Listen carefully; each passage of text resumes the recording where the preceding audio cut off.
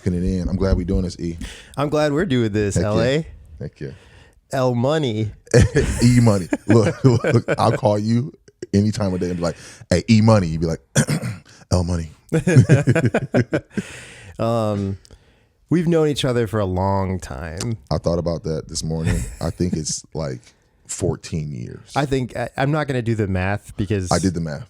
You did? I saw a picture of us from way back when we both had well, glasses what's on. 2012? Is that 14 years? Exactly. Oh my God. Exactly.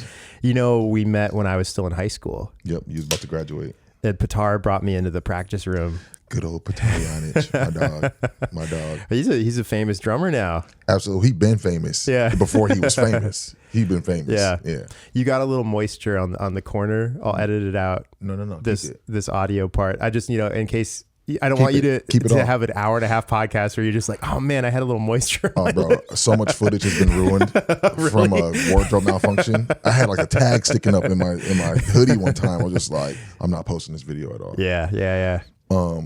Yeah, and so much stuff that says this is going to get cut out of podcasts, they'll never get cut out. Mm-hmm. If there's like a story I tell where there's like a name where I'm just like, I'll just cut the name out. Yeah. Yeah. That's fine. That's fine. Keep everything, bro. How you feeling today? Today is cool. Good. Doing some family stuff tonight with the wife. Went to the park with the kids this morning.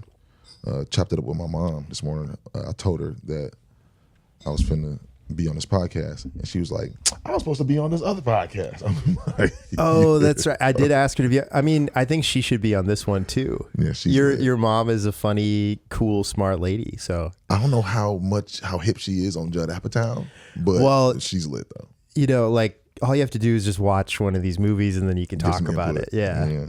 I know she would bring it to another level. She would probably great. Kai just did this podcast. Bruce did. I should have known that it's not as much. Okay. His episode, he was really introspective about like philosophy and politics. Okay. And we were talking, I sometimes I think the sillier the movie, sometimes the more serious the conversation. I'm prepared to go there. Well, no, I mean, I don't even need to go there. But you picked this film. Yeah. Oh, why'd you pick this one? It's the Judd Apatow film that I'm most familiar with. The one that I had on DVD that I watched all the time. I'm glad that you had it on DVD. Yeah, definitely. Did you had the unrated version? I think I did, and they had like the extras, like the director's cut. Yeah. Yep. So I just watched a behind the scenes thing that was the making of the waxing scene. That was real, wasn't it? It was real. Like Steve Carell was like, I think we're just gonna have to wax me. Do it. And it really looked like it hurt, and he was bleeding. And they the woman who played the waxing artist, she lied and said that she was a professional waxer, but she was just an actor. Oh, wow. And she just wanted to be in the movie, and she did a great. She was funny. She came back in the dancing sequence at the end. I didn't see. I didn't. During Age of Aquarius, she was dancing with them, which was kind of funny, but she made him bleed, and that was a warning. The walk home, and he's bleeding through the bowling shirt. And that was real. That was his real blood, and the blood was a warning sign that she should not have covered his nipple. Ooh. And they said that it was possible that she could have ripped it off. She could have ripped off the nipple because you're supposed to go around it. Yeah, bro. And that's amateur right there. They would have told you in school, like. Yeah, that's okay though. That's killing. Whatever you got to do for the movie. You could tell by the friends, the reactions to it. Like, no, I was like, this is super real, and they were just like, the dude. I want to get the actor's name right because I wrote it down. 1 sec. Romany Malco. Okay, that's his name. Romany Malco. He plays Jay. Yeah, okay, Jay is his name. So Romany Malco, I got a weak stomach. He said, I got to get out of here. I got a weak stomach. That wasn't him as a character. That was him as the actor. And then he went back there. And Judd let him leave because he was queasy. Paul Rudd is like, that's real stuff, dude. I think well, actually, I was going to say that this was the era where Paul Rudd, everybody knew him as an actor, but people realized he's like hilarious. Oh, he's great. He's great. But I realized the movie Anchorman came out, a year before this movie. So that was like the first movie where people were like, oh, Paul Rudd's like a comedy actor. Like he's like really funny. But yeah, I feel like he was even, I thought he was even funnier in this movie. There were a few Easter eggs in here for us because Paul Rudd's girlfriend, Amy, was what's her name from The Office? From The Office. Yeah. Mindy Kaling. Yeah. Mindy. Yeah, who was also a writer on The Office. She was like a big part of that show. Yeah. Her name was, she was one of the I saw her name in the credits more than once. Yeah, she wrote many episodes of that show. Yeah. Like also another Office Easter egg was when he first goes out and they're all at the club, one of the extras was Pam. I saw her, Jenna Fisher. I'd never noticed it. And I was like, oh my gosh. So one of Jenna Fisher's first acting credits was on Judd Apatow's not his second TV show, but his second show that he like executive produced, which is called Undeclared. Which is, I'm going to jump ahead in my notes. That's also the show where he discovered Kevin Hart. So he brought Kevin Hart to the world. Kevin Hart was like a kind of a serious regular on Undeclared. He was really funny on that show, and he was like super young. I don't know how old he was, but and then Judd casted him in this movie a few years later. So Judd really helped Kevin Hart's career. This is where I first saw Kevin Hart. Yeah, absolutely. I knew he was in like some was funny early, in this movie. Like, black films. He was in Paper Soldiers, but I never seen that. Yeah. So. But this was my first introduction to him. He was like, "Oh, he said that's your boy." I clap both of y'all. Like, I was looking up Kevin Hart today because he's such a powerhouse name. Totally. And I was trying to remember like when did he like arrive? Like I knew about Undeclared a long time ago, but the next level for him was Soul Plane. Yeah, I've seen that film too. Yeah. But I looked up like what made him explode, and it was his stand-up special. I forget the name of it, but it came out in like 2009, and they like Google was saying that was seriously funny. It wasn't that one. I think it had a longer title. So, I'm a grown man or something like that. Yeah. Short, something about being a short man or something like that. I feel like I'm not sure, but something like that. Yeah. No, what do you think, Kevin Hart? You fan? I am, but he's asterisk. super. He's become super mainstream. So it's just like, I dig it. I dig the storytelling. I like it. I could see why people like him, and I can see why people also dislike him. Just like it may be like shticky or whatever, but he's etched himself just from his work ethic alone. Like I can't hate. Like absolutely, all the movies, all the specials. The Netflix, he had a hold on the Netflix game before a lot of the big comedians got hit to the plug. So no, he's cool. I like he's really funny. I usually like him best when he's like a random like couple lines character, when he just pops in for something. I like him in his interviews and his real life situations, like not the produced stand-up specials or not the movies, but like him with Drewski, like on a stream, or him commentating in the NBA or whatever, like, or him and Snoop just going back and forth, or him just naturally like riffing. There's some backstage footage of him roasting all of like Meek Mill's crew, like backstage, and it was just hilarious. It's like classroom. I really love classroom funny people. You know what I'm saying? Like naturally. And when the moment's there, they could just take advantage of it. Yeah. Not so much like produced or written or whatever, but yeah. Yeah. But back to the movie, bro. Yeah, man. I really I like how the characters, like the main characters in a lot of Judd Apatow's films, you understand who they are fully without any dialogue, just seeing their living situation. Oh, that's a really cool way of putting it. You know what I'm saying? Joey mentioned that too on his podcast about Pineapple Express, where I don't know if you heard that one, but he was talking about the apartment, and I was like, oh, I didn't notice that he's good at scene setting in that way. Scene setting, like all the action figures. That's a good point. You guys made a great point about that specifically, because like you walk into Andy, the main character, he walk into his apartment and you know exactly who he is. You know exactly what you're getting. You know what you're getting, like, okay. And then like the crazy part is like you know people in real life who remind you of Andy. You'd be like, okay, the homie at the I feel like my default setting of what I think you think of me is that I'm Andy.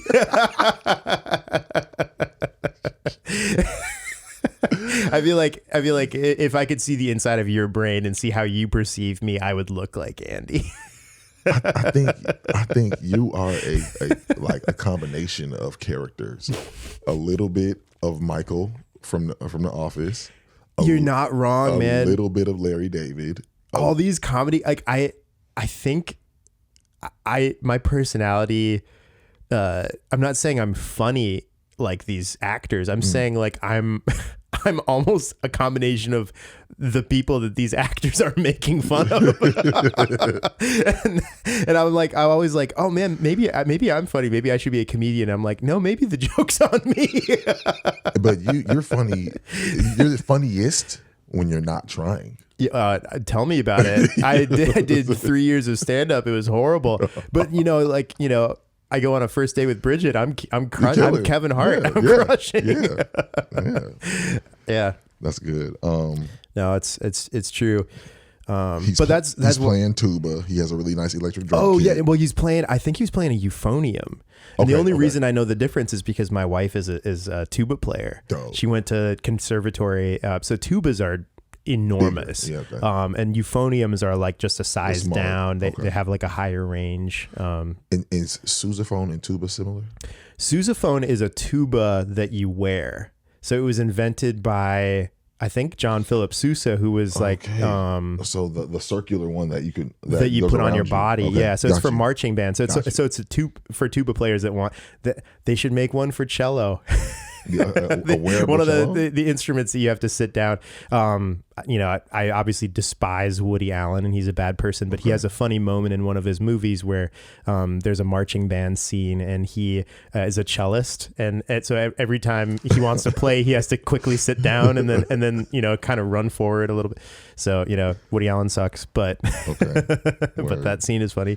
I think this, along with Andy's character, it solidified Steve Carell playing awkward guys. Yeah. Like he's really great at playing a strange, like kind of like neurodivergent character. Mm-hmm. And you see him in interviews or you see him like on a red carpet or at the Oscars or whatever, and he's completely the opposite, but like he could really tap into that. I think he has a touch of it because I think what I know about him is he's known to be kind of a shy person a little bit, and really respectful, kind of reserved. So I feel like out of all the characters that I've seen him play, this character seems the most like his heart, like how I've seen him kind of talk. Like he seems like actually kind of a self-conscious guy. So I feel like he's playing that up a little bit. He leans into it. Leaning into it. Yeah. I hear that. Man, I got to say, I've seen this movie a million times. I think it's because I saw it this time in the context of watching a bunch of Apatow films. Mm-hmm.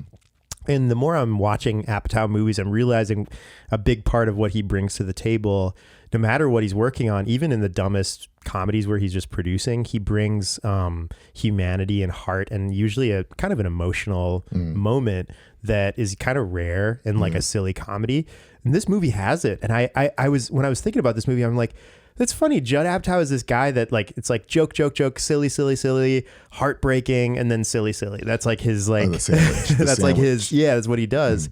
And I was thinking about this movie. I'm like, where's the heartbreaking part? And this time it really hit me. I'm just like, maybe it's because I'm closer to 40 and I'm like sad because I'm like, oh, what if I was a virgin? Hey, but okay. Now there's a culture that we are born into, right? It's almost like a pollution that we're born into, and it's the pollution of patriarchy, if you will, right? And like they're making all the jokes about him being a virgin, or just the way that all the advice that his friends, all the terrible advice that his bad friends advice, are giving him. But like that they end up regretting culture. later. Yeah. But that's a part of the culture. That's like the things that we are raised like. There's a strange culture of guys sharing sexual experiences, bonding over sharing sexual experiences. Yeah. And like for someone who it was a late bloomer. Yeah. like I grew up around all of that, around in high school, and I was someone who wasn't active like that. Like it really makes you super self-conscious. Like, yeah. So this movie spoke to you on that level. Totally. I guess in that way I was a late bloomer too. I think I was aware of sex maybe earlier than other friends of mine, but I didn't partake until later. Exactly. So I totally relate to that. And he's like, they're telling their stories, and it's like this, the language that is all in culture, TV shows, games, or whatever.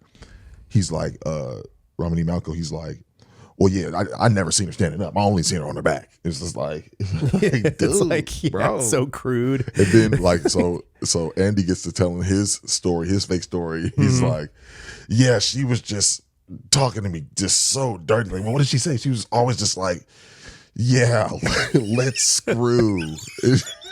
It's like, yeah, but let's screw. We've all been in a situation. Felt like a bag of sand. Yeah. It's just like, bro, you've never. And then they were like, go back to that. Do you say a bag? Do you say like a bag of sand? And then they're like, oh, it makes so much sense now. You're a virgin. Oh, all these things start clicking for them. But I don't know about you, but I felt the pressure to lie about an experience just to get the pressure off of me. Just to, you know what I'm saying? People didn't find out that I wasn't active. I was a virgin still or whatever. So it's I could relate to him in that sense. And I think, you know, there's always truth in the joke. And we are able to talk about these serious things in life through a funny situation. You know what I'm saying? So I'm thinking about Judd Apatow as a writer. His style of comedy is oftentimes putting men out front as pretty toxic characters. And saying all kinds of language that men kind of say sometimes, unfortunately. And for that reason, some of these movies don't age perfectly well. Right. But what I think Judd does is he saves it by the end of the movie. Because these male characters, their toxic traits are never the ones that win. So Ben Stone from Knocked Up, I don't know if you remember that movie, but he gets a woman pregnant and he's really immature, and she is not. She's actually got her life together, and he basically loses her in the movie, and she wants to go through with the pregnancy, and he has to grow up to get it together, and he finally wins her back, but it takes a while. Wow. And I think if Judd was a more toxic producer, I think he would just let the man have it, or or it wouldn't even be a thing. He could just keep the girlfriend, but we got to go so low, we got to go so deep into the toxicity. Yeah, and Superbad is even harsher because Superbad is about these high schoolers, kids that think that they can get women to sleep with them if they get them drunk.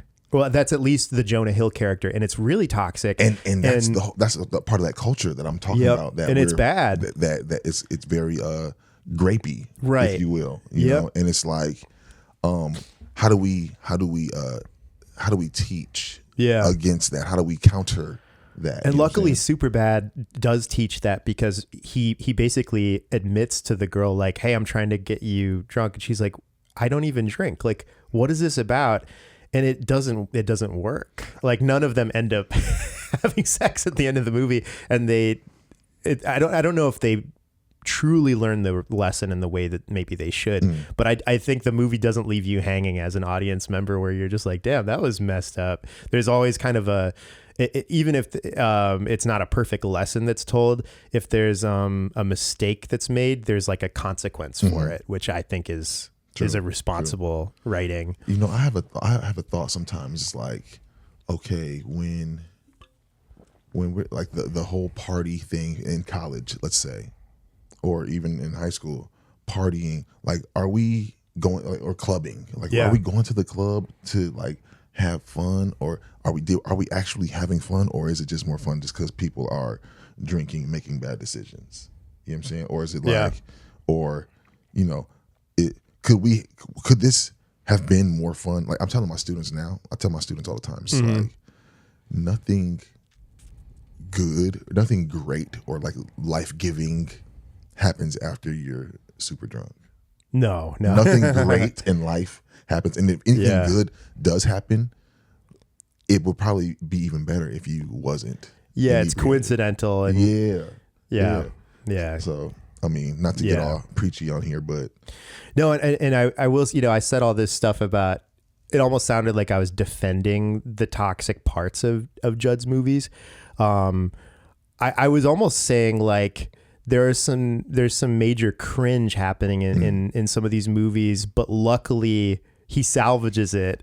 But I think, the older he gets, I don't think he's writing quite like that anymore. And I do think some of these things and concepts don't age super well. And I'm super willing to keep loving Superbad and be like, oh, that word should never be used. That's not funny. It's like, but I still love the movie. It's complicated. You know what I mean? And it's like, there's so much unlearning that we have done as we read more, as we like Bell Hooks was one of my most listened to writers on Audible the last couple years, and I'm learning so much about what she calls capitalist, white supremacist, imperialist patriarchy. Yep. And it's a pollution that we're born into. It's in our advertisements. It's like an infection for no, literally it's horrible.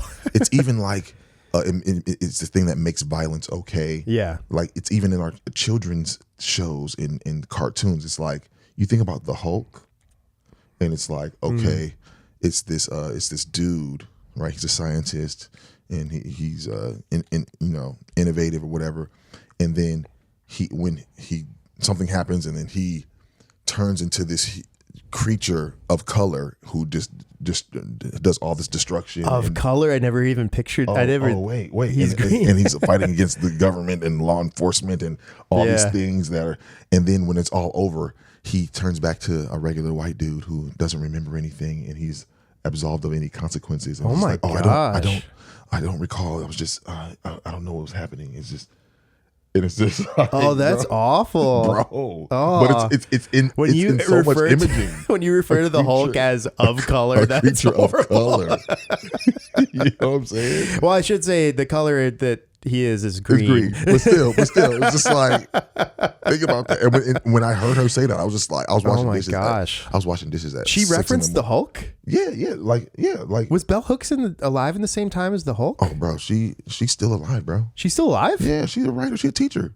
How old is she? She might be in her 60s, early 70s. Oh, okay, so she's more modern than I thought. Okay, yeah. I thought she came from a different era. No, Bell Hooks. Yeah, she's still out here. Cool. She's still out here.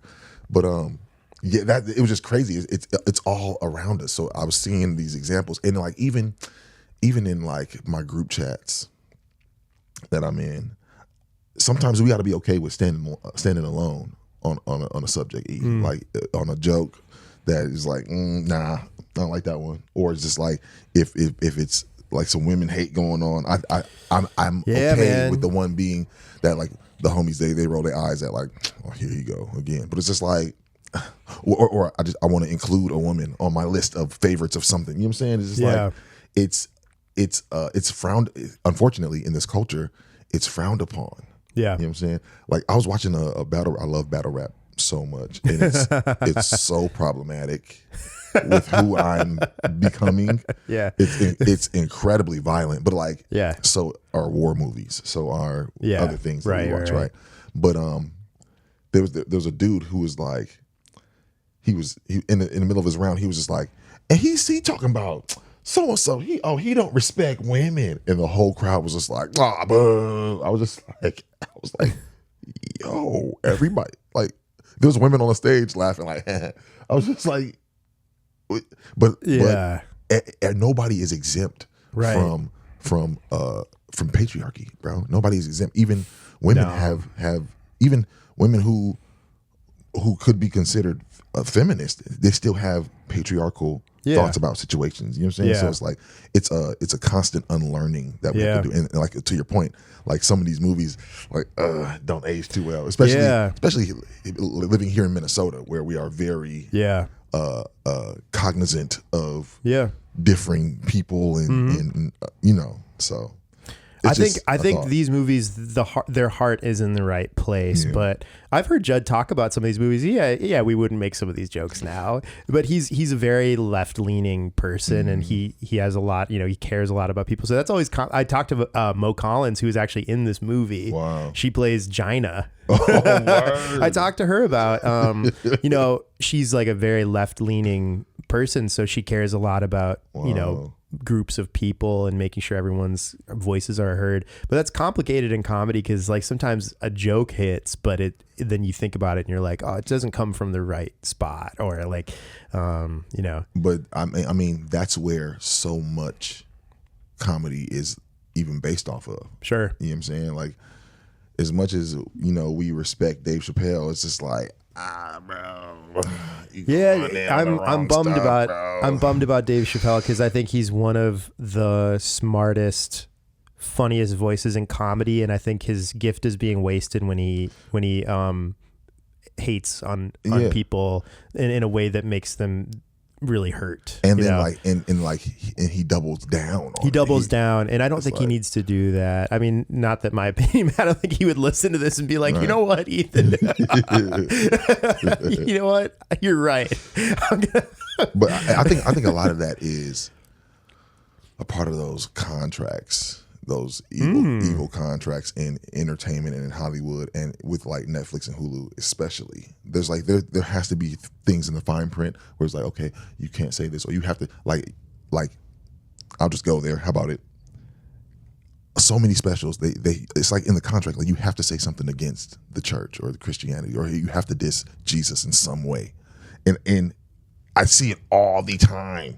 In the contracts? What? What are you talking about? Man, somebody came to McNally, an entertainment lawyer, and they was talking about like, oh yeah, I worked on The Voice, I worked on American Idol for years, I worked on X Factor, I did that. And there's so many things in the contracts, like even in record contracts, like, oh, you cannot say Jesus, you cannot say Jesus, you cannot say Christian, you cannot promote anything. When the idea of selling your soul, Ethan, is you agreeing to create content about death, violence, murder, or drugs, or whatever, right? In order to, and you're pushing that out to the masses. You're pushing that out to young folks who are consuming this. You're pushing it out to everybody.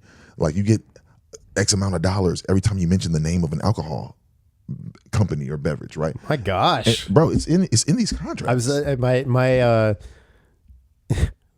My heart is so innocent sometimes. I'm just like, I just like want to think that the world is just so pure, which is wrong. It's important to know the truth. I was working for this recording kind of program where we was going to these camps and teaching these kids how to make music. And our thing was like making positive music. And they spent so much time on talking about what's in these record contracts, why so much death and violence and negativity is pushed to the masses, and is like, well, we are going to focus on making the positive music. You know what I'm saying?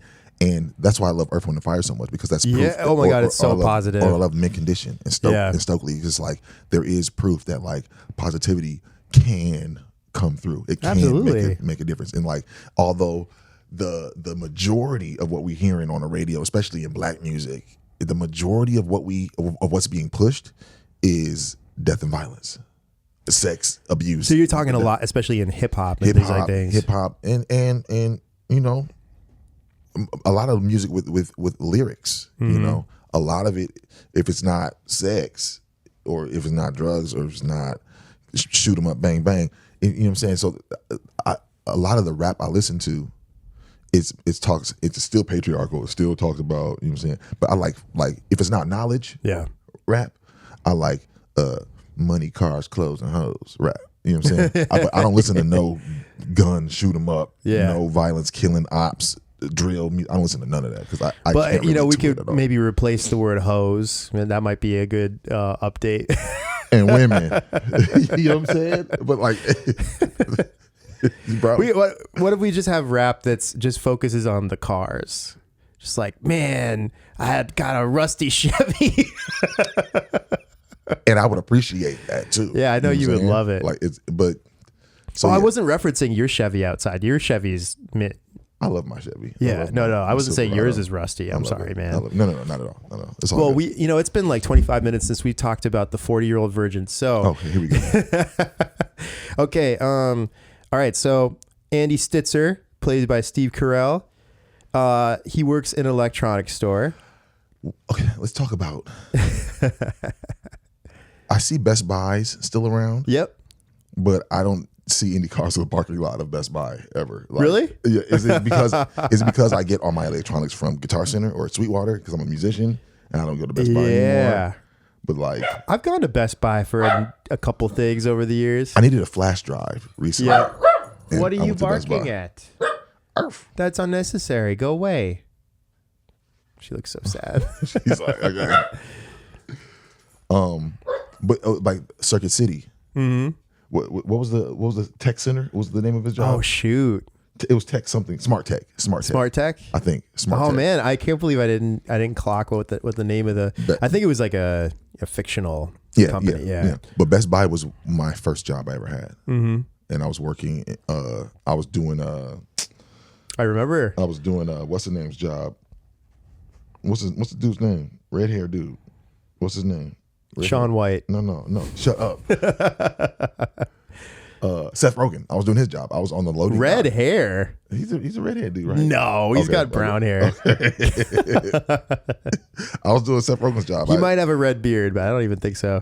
I thought it was red tinted. Maybe He's got a Jewish brunette, I would say. Okay, that's fair. That's fair.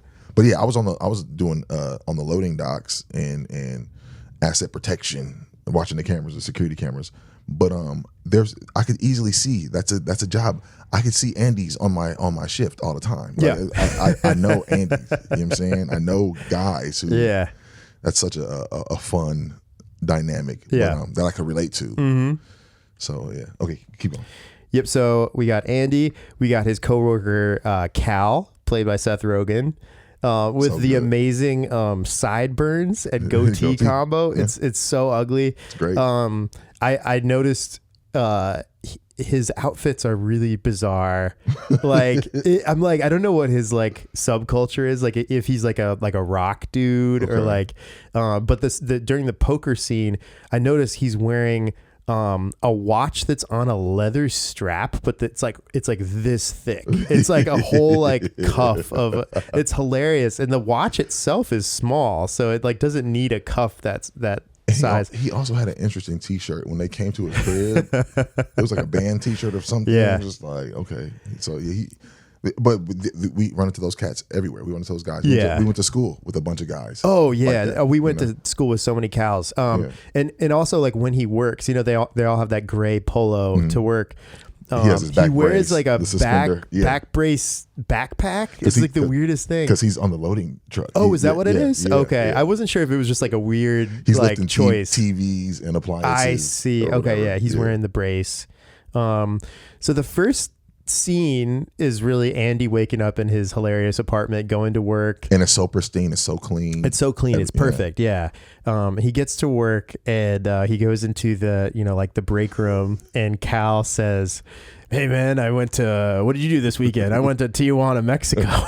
And he said, "I went to one of those shows." It was a lady. It was a lady fucking a horse, and it was just a horrifying story. And when you go to him, you'd be like, "Oh, this would be cool." He'd be like, "That would not be cool." Yeah, and then he's like, I ended up feeling bad really for the lady and the horse. So that was horrifying. And then he said, "Andy, what did you do?" And he was like, "Well, I really wanted an egg salad sandwich. So what I did is I went and got a dozen eggs and got all the mayo and the paprika, and I spent about 3.5 hours making egg salad. And by the time I was done, I didn't really want egg salad anymore, and I didn't have any bread." I'm just like, this dude went and got all the ingredients, didn't buy the bread for the sandwich, bro. It was just like really sad.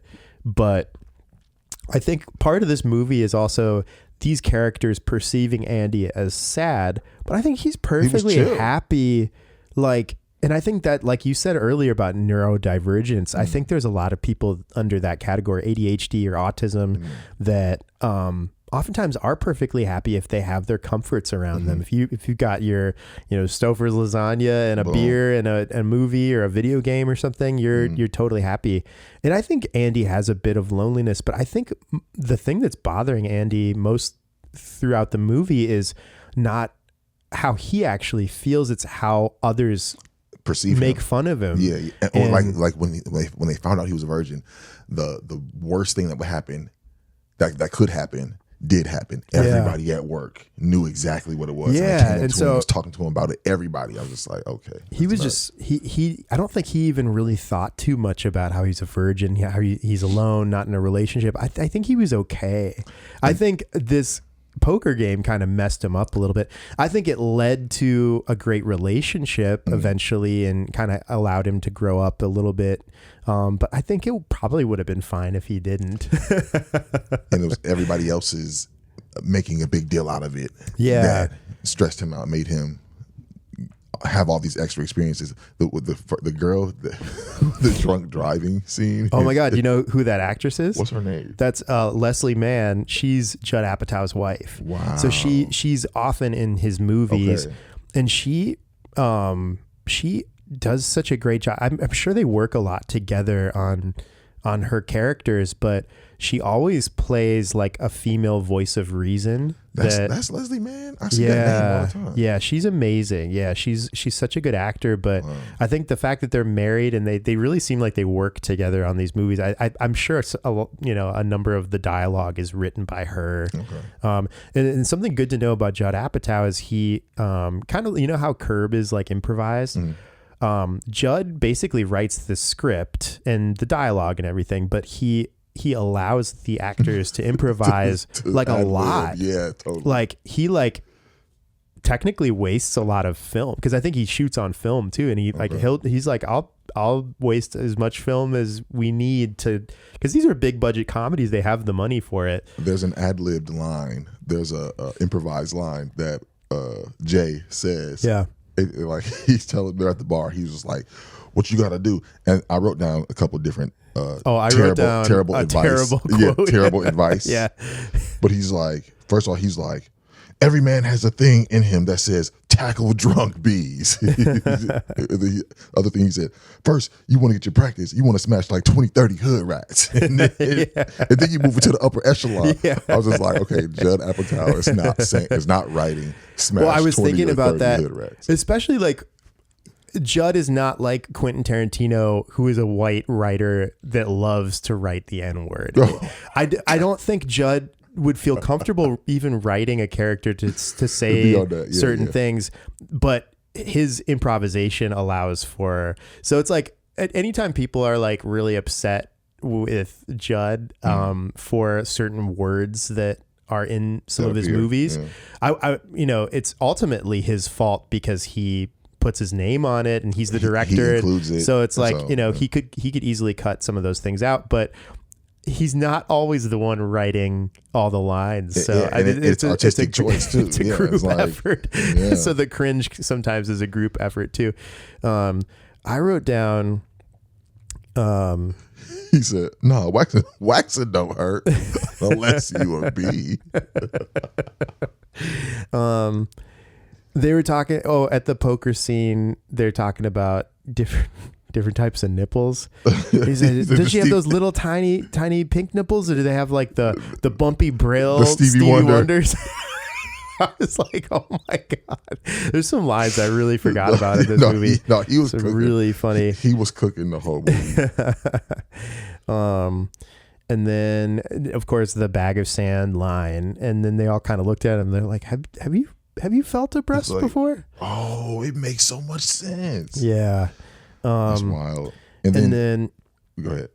No, mine's at the next part. Go ahead. I was grateful when Trish entered the film, when his love interest entered the film. It was just like, okay, there's some hope here. Yeah, he was trying to chop it up with the girl at the bookstore, and he was just trying things. Yeah. It's like, but I think the rescue starts when he finally, when Trish comes in, and she's like, "Hey, I need help finding something," and everybody's like, "No, I can't help you." He's like, "Oh, I'm all right." Like, Andy knows everything. Yeah. So That was good. And Yep. I kind of liked how the film took a snapshot of the time where she was looking for a VCR. Yeah, that was great. And he's Yeah. like, well, it's kind of a dying technology. Yeah. He said, so how about you get the combo? The VCR, and the DVD. Yep. And, who knows? Then they'll come out with a new technology. She's like, in 6 months. Yeah. Like, that's what It's wild to think, Judd talks about part of not the death of comedy movies, but like they're less popular. You're not seeing them in the theaters right now. And part of that is the sale of DVDs was such a big deal back in the day. So they were making like twice or more the value of the box office, because they would go to the movies, they would watch the movie, laugh with your friends, and then they would go buy the DVD and watch it like a million times. And now that kind of has gone away. So that's part of why you're not really seeing comedies in theaters right now. And they're only showing up on streaming services. Yeah, and so it's funny to have a scene about the very technology that was actually making this movie such a big deal as DVDs themselves, right? That's wild. Yeah, it's weird to think about.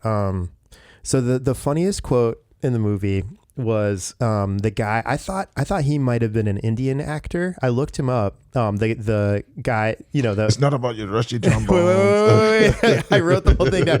So I couldn't tell. I mean, I don't have a perfect ear. I don't know accents that well, but I thought maybe he's Indian or something. He's from Trinidad. Oh, wow. And I just want to be transparent about my ignorance. I'm like, Trinidad is in the Caribbean, so I kind of pictured everyone of being of African descent, maybe having more of a Caribbean accent. But I realized that Trinidad is, I don't know what percentage, but a big percentage Indian. So it's Indian, and African, cuisine is and like that too. Yeah, so that's why there's like curries and stuff like that. Yep. Really interesting. Yeah, so I want to research this actor more. I want to research Trinidad more. Like, I love doing these podcasts because it kind of makes me like learn more about random shit. Holler at Colin, because he's originally from Trinidad. Colin. Yeah. Yep. So the quote he says in this scene, he says, "Life isn't about sex. Life is about children and passion and spirit. It's not about fucking and balls and pussy. It's about love. It's about people. It's about connection. It's all about connections. It's not about cock and ass and tits and butthole pleasures. It's not about this rusty trombone and Dirty Sanchez and the Cincinnati bow tie like, what? and your pussy juice cocktail and this shit-stained balls." He really went in, bro. Okay, like let's say that these are all like sexy sex acts. Why is shit-stained balls in there? Are you gonna have trouble putting your name on this podcast? Are you gonna be okay? I thought about that already, and like my brand is like, I'm a teacher, bro.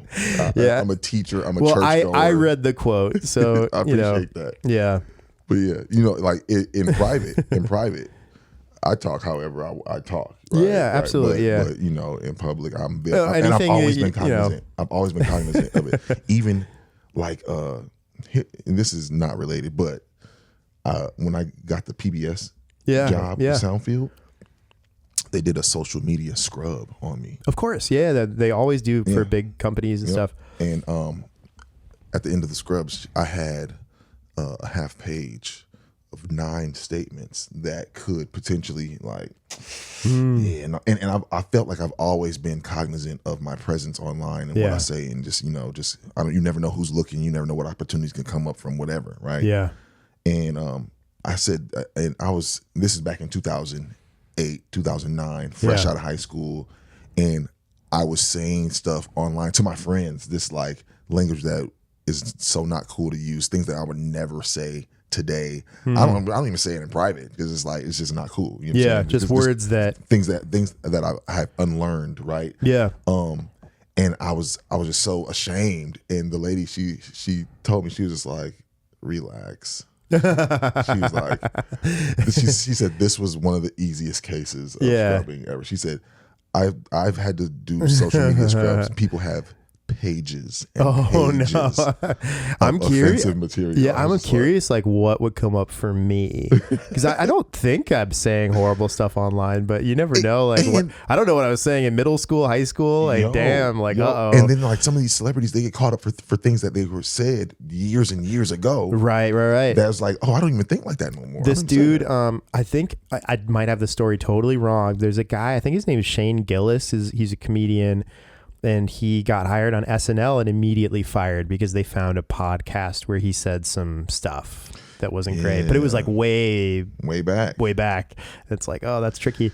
So yeah, I also, I think people should, in a way, have a chance to learn and adjust their behavior. I think if they technically learn their lesson and then they keep doing stuff, that's a different conversation. Right. But it's like, man, I just have some moments in my life that are just cringe, like forever, that I just can't stop thinking about, like where I just said a word and it hurt somebody, or you and said I just a joke that was ill-timed. No, and I just like it just oh yeah, it's heavy, man. It's heavy to kind of look in the mirror on like past behavior or things you said. But the fact that you still feel the conviction over it, like that is what's showing your learning, your growth.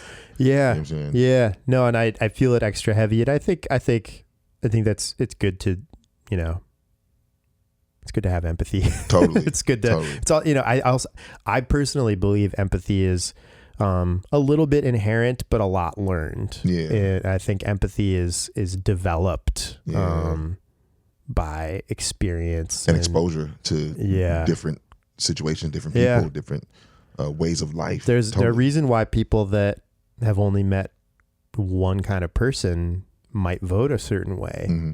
And people that live in a big city might vote differently. And I'm not going to say which is which. I hear you. But I've always kind of felt that way. Like, and here's another unrelated thing that I thought that I think about all the time. But like doing road trips for gigs or whatever, I realized like, oh wait, there is more rural area than there is big city. Oh yeah, area. Yeah.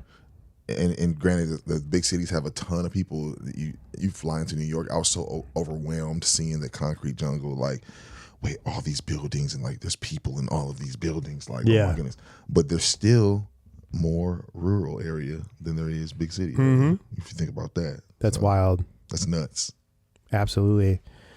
My notes are expired already. You're already? Yeah. Okay, so you mentioned the scene where Steve Carell gets in the car with this woman he met at the club, and it's she's played by Leslie Mann, and she puts on "Get Your Freak On" by Missy Elliott, and she's driving a red PT Cruiser, and I'm like, this is so 2005. This whole the times, the whole scene, and she makes him blow into her breathalyzer. He doesn't really understand why, and she said, it's because of the judge. Bro, I had an experience like that really recently, like a homie of mine, you know what I'm saying, going through a little something, and I was helping him move some stuff around, and he was like, I gotta do this, bro, like here we go. I felt the secondhand embarrassment really bad, because like before he could even start the car, he got to blow into this thing, and it's beeping and buzzing, and like there's a group of people across the alleyway, the parking lot, like they're all just sitting outside, just smoking or whatever before they go into do their thing, and like they kind of notice it, and just like, ooh, wait, and I was just there, I was just like, oh man, that's rough. It's tough though, it's tough. So seeing that situation in the movie, I was just like, oh my goodness, who would have ever thought I'd really experience that real firsthand, real life. So she ends up hitting a parked car after a lot of several. She scrapes several. It was cars. like an action movie chase. It was so intense. The driving. He's just sitting in the passenger seat. She pukes on him. Well, yeah. But before that, she hits a parked car and then says, "That fucker came out of nowhere." And then she cries and vomits all over him. And then my favorite part after the vomit, he says, "Did Did you have a strawberry daiquiri? And then, Did you have a daiquiri? And then he goes, I thought you might. A shellfish sandwich. A seafood sandwich. It's crazy. And then pretty soon after that is the famous wax scene. Amazing. He yells, here's some classic lines. Suck a motherfucker. That was like one of the things he yells when he's in pain. Suck a motherfucker. And then fuck me in the asshole. Como se llama, which is really Kelly Clarkson. Kelly Clarkson. And then my favorite one was actually nipple fuck. and then he says, Mika, you should burn in hell. So I just listened to an interview with Judd Apatow, and he was saying that that some of these cleaner lines like Como se llama or Kelly Clarkson, they added so in case it was ever on TV, they wouldn't have to like bleep a bunch of stuff. They could just cut to those like funny clean lines. And those were in the preview. And I think the clean lines are the funniest ones. I think the contrast between the dirty and the clean is funny, but nipple fuck is pretty great. But I think Judd said that Seth Rogen wrote a lot of those lines, and he also said like Seth Rogen wrote plenty of the lines in the movie, and it makes me realize like this, like the way Judd writes is very collaborative. That's why I don't think he's like super precious about it. Like I don't think he's like, yes, this is my masterpiece, I wrote it.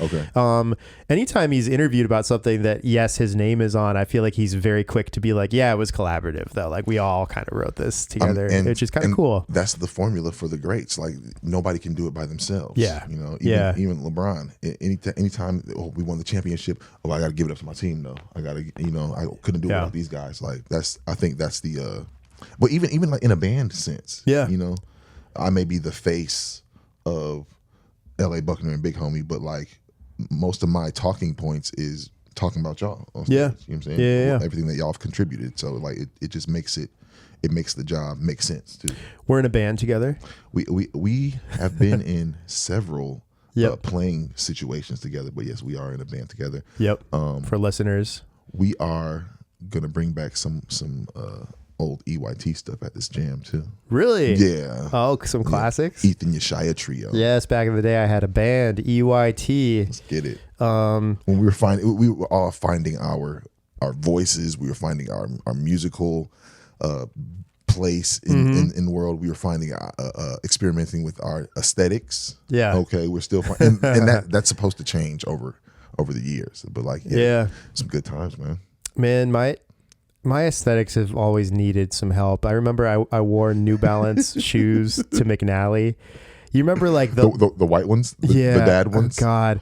I wore them I made the mistake of wearing, because McNally Smith was this college that we both went to that was a music college that was like very contemporary music, like almost like Berklee College of Music, but like almost even hip hopier. Like they had like a hip hop diploma program and stuff like that. So there was like really cool, intelligent rappers everywhere, especially my last year. And I wore New Balance sneakers, that not like the cool like skateboard ones, but like the ones that your dad cuts like grass the ones that like dude wears in this movie. Like Andy would definitely wear those. Rock those. And I remember I just got roasted by like a circle of rappers for like 10-15 minutes, and they were really funny jokes. Some of them are kind of inappropriate, I won't even say on the podcast, but like I really got my ass handed to me. He's like, I'm probably not gonna wear these. I kind of was like, I kind of want to wear them again. Those were really funny jokes. It's always great when you don't take yourself so seriously. Yeah, you can't, man. Get roasted. You know what I'm saying? Like, no. My dream is to go to a great comedy show and like just get fried, get roasted by the guy on stage. I've always had, especially in my adulthood, a lot of black friends. And I think early on I realized that I will be the most liked if I am just like almost horrifyingly myself. But Ethan, that's what I don't want to speak for all black people because it's not a monolith. But there's definitely more than one black person out there. You know what I'm saying? But like what I really enjoy about you, and and most of my few white friends that I am very close with, is y'all are just cool with being yourself. There's no accent, there's no black scent or code switch, and your black scent is so bad on purpose, and you overdo it on purpose. So you're not supposed to say that I have one. Oh no. Bridget doesn't even let me have one in the house. Yeah, it's. I love when you tap into it when you just for a character or something. Oh, it's so good. But like it's like it's not a trying thing. Like there's a guy, a musician, a homie, a good friend in town. But like sometimes he will say stuff and he and it's just so forced. I'd be like, bro, stop. Come on. I just can't. I can't. You don't have to pretend that I'm. Did you see the movie You People with Jonah Hill? What's the lady's name from Seinfeld? She was the best. Yeah. She's amazing. She played that character so well. Got really low ratings on Rotten Tomatoes. Got like a 39%, and I was really upset because I was like, first of all, Kenya Barris, and Jonah Hill wrote the movie together. Amazing. Kenya Barris is. Dude, he is so funny as a writer because I just watched Girls Trip and my mind was blown. That was hilarious. I missed it. That was like from 2017. It was so funny. Tiffany Haddish, she's crazy. But that movie was really painful to watch as a white person that knows a lot of black people. I'm very aware of more of black culture and like even just like black experience than definitely a lot of other white people I know, just because of the privileged rooms that I've gotten to be in and stuff, because of the music I play and the friends that I have.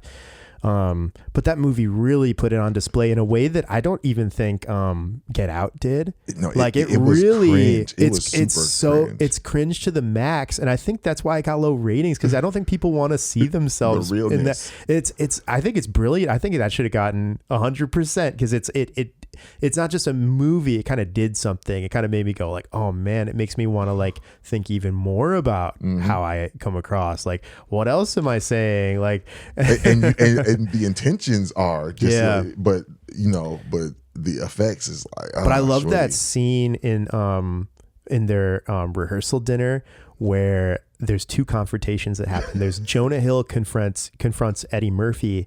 And he's like, I will never pretend to know the black experience, but I do know an asshole. And you are an asshole. And I was like, cool. That's real. That's actually great, because I think Eddie Murphy was being kind of an asshole in that movie, but Jonah Hill was also being super cringe. So it's really complex. But then the most important confrontation was the bride to the mother-in-law.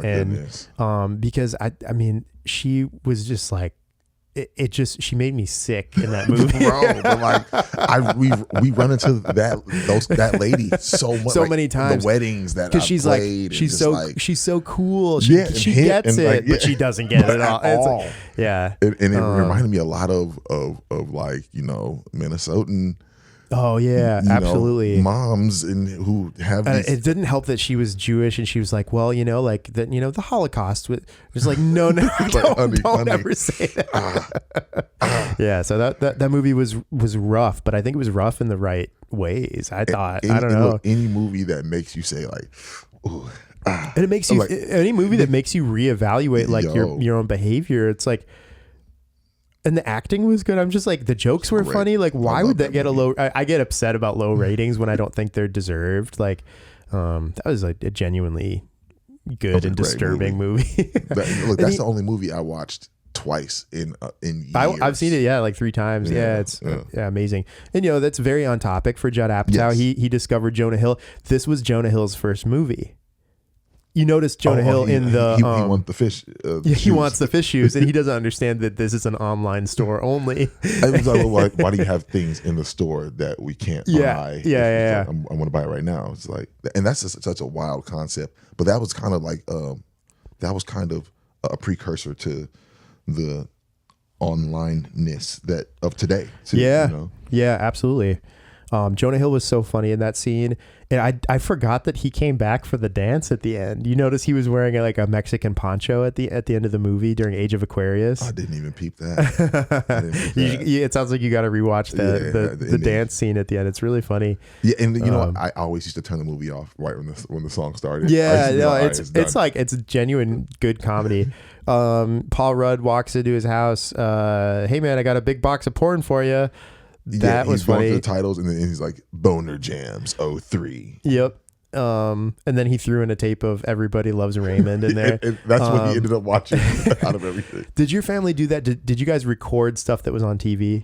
Oh, on VHS? 100%. Yeah. And like when DVR first came out, like my mom had it on lock. Organized about it. Oh, we had, there's 2 shows that we had basically ripped off from the TV. So for people that are younger or weren't around for VHS tapes, VHS is like pre-DVD, like it's a tape, so it has like a tape inside of it. If you don't know that already and you're listening to this podcast, God bless you. I mean, somebody would have to explain to us what a Beta Max was, or that's true. That's true. What is it? 8? What is it called? 8-track. 8-track. Yeah. So I didn't know what that was like either. So there was a feature on TVs that had, when you had your VHS system, or the VCR system. So the system was called a VCR, but the tape was called a VHS. You put the VHS inside the VCR. Yeah, which is such a stupid design. Tape inside the machine. And so you could press record while like regular TV is on, and you could like record a TV show onto a tape, because you couldn't go out and buy like the whole box set of Everybody Loves Raymond on DVD yet. They might have had tapes out where you could buy the whole, but I don't think anyone was doing that. So bulky, you have to have a treasure chest to carry a season home. Yeah. So my mom would wait for Nick at Night to have Roseanne marathons, because our two family shows that we were obsessed with were Cosby's and Roseanne. Actually, the top 2 in my family were Roseanne and All in the Family. Oh, word. Okay. Archie Bunker. Yep. Archie Bunker, which spawned the Jeffersons and Maude and all these other amazing shows. So my mom would tape the marathons, and she would like take a permanent marker and write like All in the Family, like volume 1, and we had just like all these like tapes. But if you looked at them, they had all the commercials on them and stuff, so I would know I would know the shows so well that I would know when to like fast forward like the commercials coming up. The shows that my mom VHS heavy before DVR came out was The Sopranos. Oh, nice. She's heavy on really 6 Feet Under, like the shit. HBO, the HBO stuff. Yeah. And she got down on some Lifetime movies too. I don't remember which ones, but like she always was taping stuff, and that DVR was a game changer too. Yeah. So the next scene is the jack off scene where he puts on Hello by Lionel Richie to have some time for himself. Lights the candles. He lights a bunch of candles.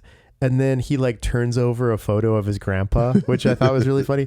And then he does all this preparation, and like it makes it really romantic, all to turn on a movie called Space Nuts. Yeah, and then it's super cringy. He's like, he don't want to watch it. He's fast forwarding through everything. Yeah. And then he puts on Everybody Loves Raymond. Yeah, he puts on Everybody Loves Raymond.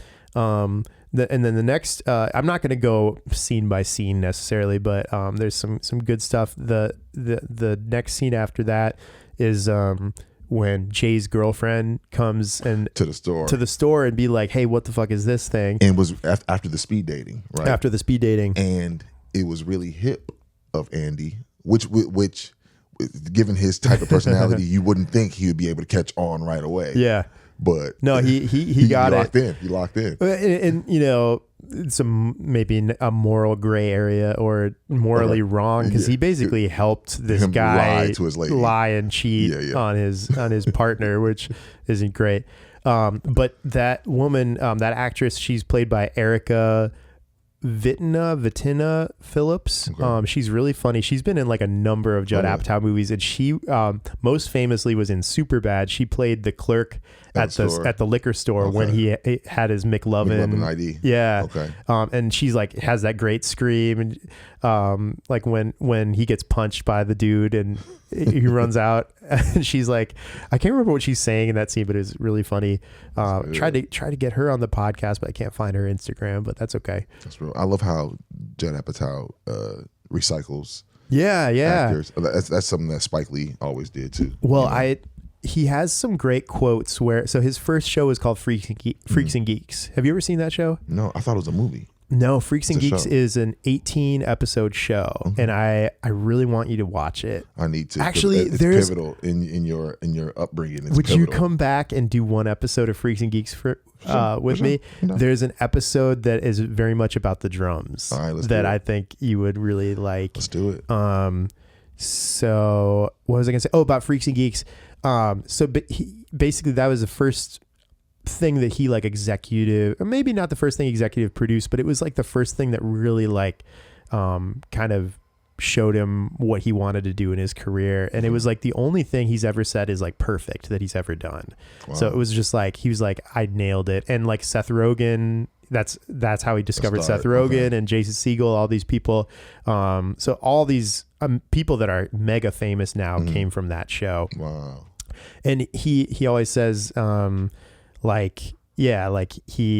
nothing that he would change about that show. It's the only thing that he's ever found that was ever perfect. I'm trying to remember what I was going to say about talking about the girl, and then he said in an interview, he's like, I keep casting people, especially from Freaks and Geeks, because I want that show to continue. So when I made Superbad, I wanted to see, in a way, like what is Seth Rogen's character up to now? Okay. Even though it's a different character, he kind of just wants to see. It's like the adventures of Seth Rogen, the adventures of Jason Segel, and so since I love that show so much, that's part of why I love these movies so much too. Because I'm also curious to see like the adventures of these characters. Yeah, it's kind of a cool way of thinking.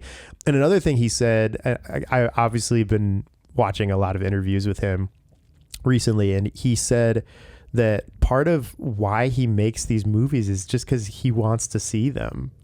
He's like, I want to see like what would happen if Seth Rogen got someone pregnant and had to like figure it out. He's a fan of these actors and he wants to see them do stuff. That's great. That correlates with some great advice I received. I'm trying to get better at my straight ahead jazz drumming. Right? Yeah. And a good friend of mine, Chris, told me, he was like, if you want to get better at that, he said, you just write it. You got to write the stuff you want to play. I was just like, oh my goodness. That's where the song Reds came from. Yeah. Like I wanted to do like a kind of a Roy Hargrove 90s jazz, you know what I'm saying? Like what they call them? The young what they call them? There's a class of musicians, not the young bloods, but the whatever.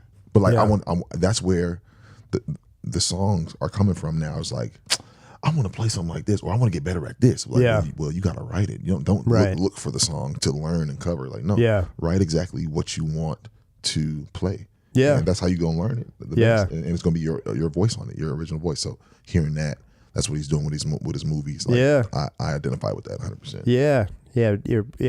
Write the thing that you would like to listen to yourself. That's cool. I want to see if there's any other.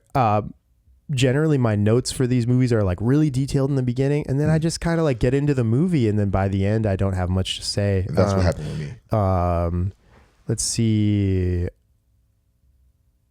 Oh, there's a scene that I watched the unrated, which is the extended version, and you might not have seen this scene, but did you see the scene where he calls the erection hotline? No. Okay, so like with Viagra, they say that if it takes more than 4 hours, if your erection longer than someone's, you're supposed to call. So he calls and says, "Hey, like my erection has lasted more than 4 hours. And they're like, okay, cool. So you've taken the medicine. And he's like, well, that's the thing is I haven't taken the medicine.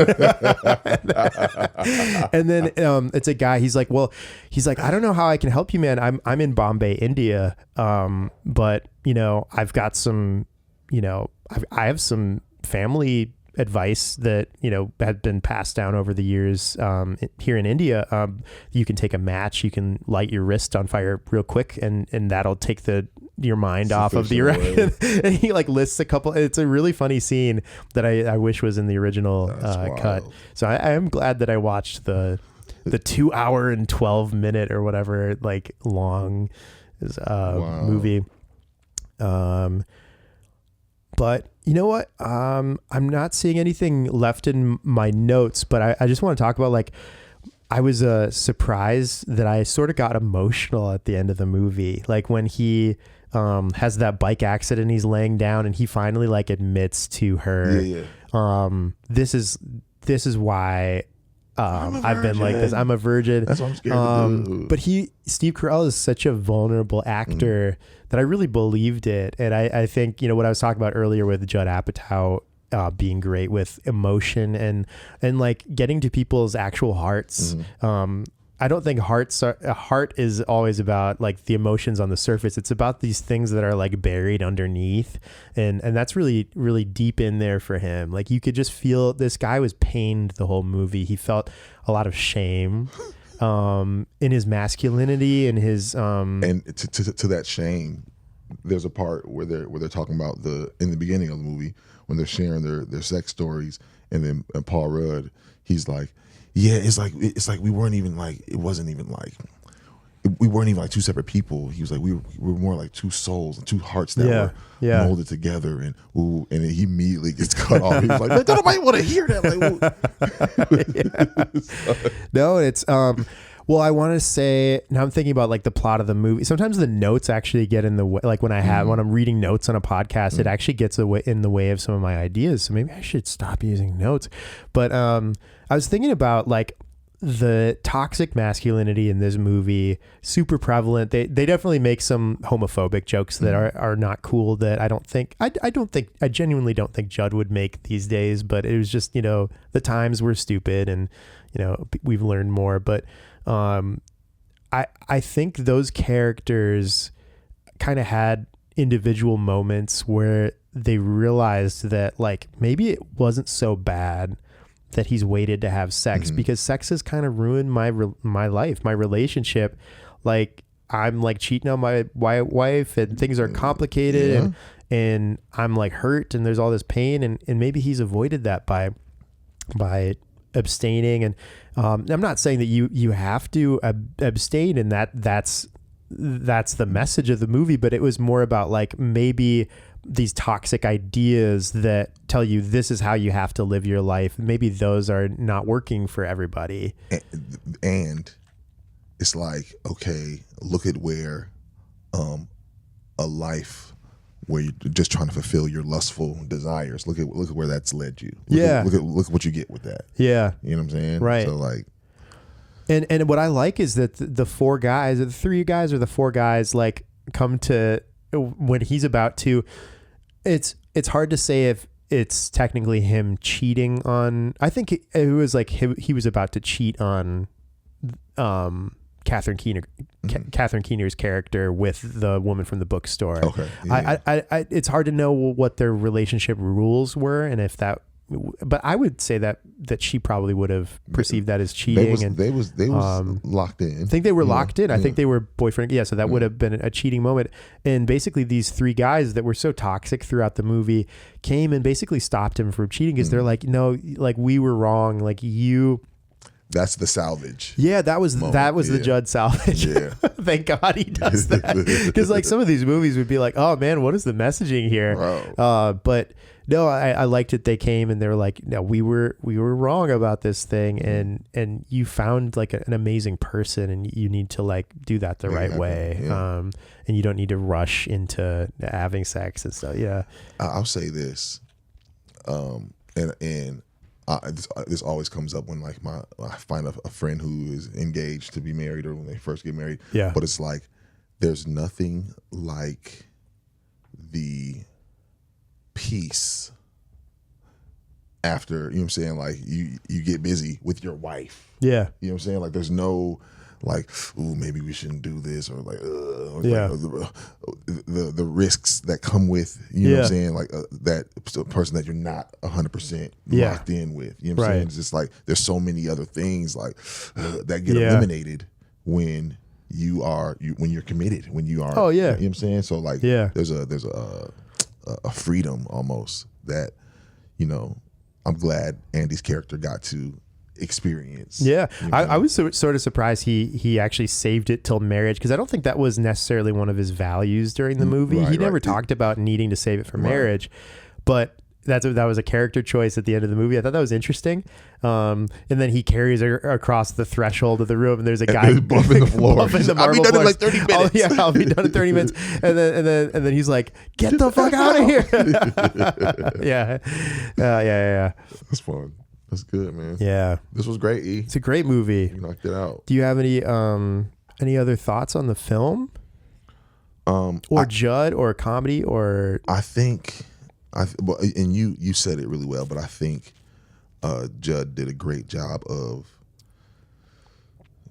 you know, highlighting the culture that we all come up in, and how toxic it can be, but kind of, you know, salvaging it at the end. At the end, yep. And everybody's not so completely terrible as they came off. Yeah. You know what I'm saying? I think I like that idea about the movie, you know. And that's it. Yeah. That's it. That's it. That was good. It was one of those movies that, I mean, we have maybe a collection of DVDs that we watch a whole bunch of times over. And 40-year-old Virgin was definitely in my collection. Oh, that's cool. Let's hear the top ones. Yeah, okay. Drumline, Bad Boys 2. Coming to America. I know you were watching that a lot. One of my favorite movies. Yeah. When it was rerunning on BET or on the DVD, like that. Drumline and Coming to America are the two movies that you don't want to watch with me, because I'll say every single word. I'll say every word. But I think Bad Boys 2, Drumline, Coming to America, 40-Year-Old Virgin. Not the first Bad Boys. Huh? Not the first one. Just the second one. 2. Yeah. 2 was the one with Johnny. There was a couple movies like that for me. Like Dr. Dolittle 2 was a big movie in my house, and none of us were all that into the first one. Home Alone 2. Oh, you like the New York one? Yep, Lost in New York. Minus the Trump cameo, of course. Oh, he was in that. Huh? Yes. Yeah. They want to digitally take him out, which I think is hilarious. Whatever, y'all. Dang. And also Sister Act 2. Oh, yeah, with Lauryn Hill. Yes. Yeah, that was another sequel that was better than the first one. Heavy rotation in my career. Well, thanks, man. I appreciate you, bro. I appreciate you. Yeah, this should be the first of many podcasts. Maybe if I get a podcast going, you definitely gonna be a guest. I don't know I would what like I'm to talk about. I don't know what it's gonna be about, but you gotta come through, E. Man. E Money, much love, bro. Love you. Love, absolutely. Glad this happened. See, painless. Let's get it. And you're still on time.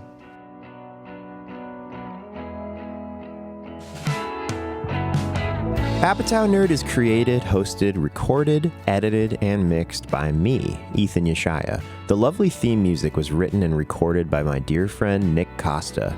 If you can connect me with someone who's worked with Judd Apatow or have an Apatow-related story, please send me an email at apatownerd@gmail.com. Stay curious, be funny, and we'll see you next time.